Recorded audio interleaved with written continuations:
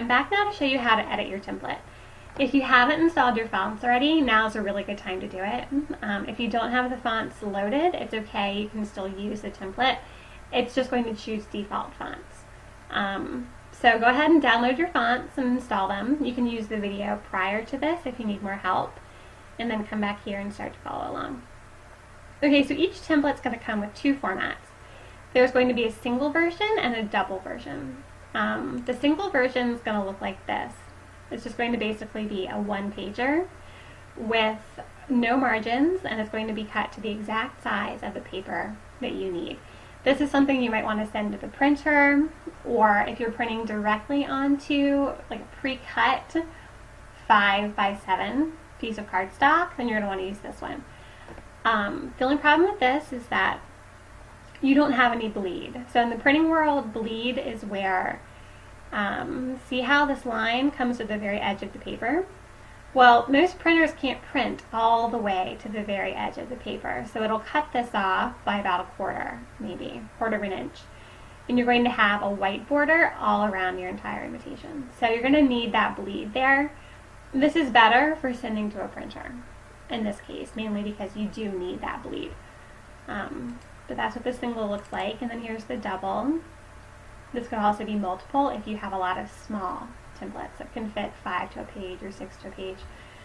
But this is what this looks like, and you'll see here you've got the bleed built in. So this kind of overhangs by a smidge. You're going to trim off this, this dotted line right here, and it's going to be a perfectly clean cut, which will look awesome and really professional. So we can zoom in a little bit, and now essentially your template's going to be made up of text boxes everywhere. Now you can edit these however you like. Simply just click on it. It'll give you a blinking cursor, and you can say whatever you want. You can say Mr. and Mrs. Joseph Smith. And then now to make this bigger, I just clicked on it so there's a solid blue line around the text box, and then use my arrow keys to move it up. Okay, maybe keep going. It doesn't have to be that far up, but, and then I'm going to expand it downward. Okay, and then say enter, invite you to attend the wedding of their daughter. Alright, so you can basically say whatever you want right here. And now for this particular template, the illustration's actually hand-drawn calligraphy. So you can't, although this looks like it's a text box, it's not. It's just an illustration, sorry. Okay, so click on it. So you can do this with your illustration too. Click on it so there's a solid blue line around the whole thing. You can move it over a little bit if you need to. And then say format. This should be orange, and say drawing tools up here, because this has been converted into a Microsoft Office drawing instead of like a ping or a JPEG. This is an actual like Microsoft Office clip art sort of thing. So you can change the color however you want. You'll see this button right here that says shape fill. You can click the drop down, and you've got all of these options to change however you want. You can pick a purpley gray. If you don't see a color that you want right there, you can go to more fill colors and click whatever you like. It's pretty awesome. Alright, let's pick something a little bit more, something softer. Okay, so maybe yours is a really soft, pale, purpley pink. And then you can come down here and keep editing. So maybe you want to remove this text box entirely. You can click it so there's a blue box around it. Click delete on your keyboard, and then you can shift all of these up. Now, the easiest way I find to shift entire groupings of words is by clicking on one, and then you're going to hold down your shift key and click on the rest. Okay, and then use your arrow keys to just gently nudge them up.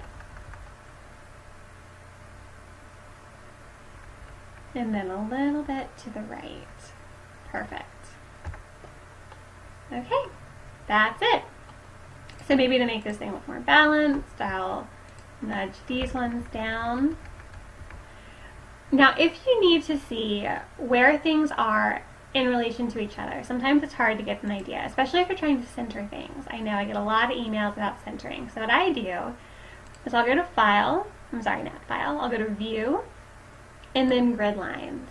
And grid lines basically show me where things are in relation to each other. And it also helps me because now I can move things a lot faster just by clicking the downward arrow instead of taking tiny little steps. When I move it, it's going to make big chunky steps.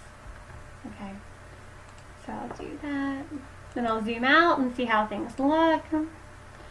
If I'm in grid mode and I want things to move slower, then I'll hold down the Control key and do Control arrow down or arrow up, and that'll move it in the really small, tiny increments again.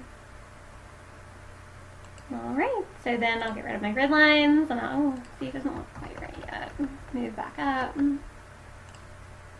That's it! So, there are two ways to do this other one. Let's say you've made a ton of changes, and you don't want to have to recreate them on this side. I will sometimes go here and delete everything. I just highlighted it all and then clicked delete on my keyboard. And then I'll highlight all of these. So again, I'll hold down the Shift key and click each of the boxes, and then I'll go to Control C, copy it, Control V, and paste it. And then maybe I'll nudge this up. If I want it to go faster, I'll turn on my grid lines. So it's perfectly aligned. So it looks like that. And then I'll bring it over. And that ensures that both sides of my template, things are aligned, they're centered. Nudge them over. Oh, I've gone a little too far.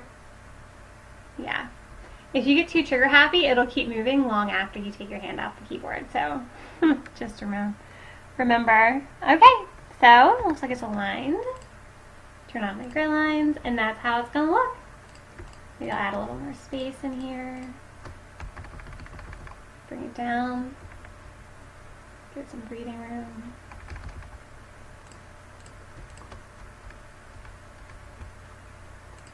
Perfect. So now I think I'm done. So just go up to File, and then click Save, and save your template. And you should be good to go. And you can print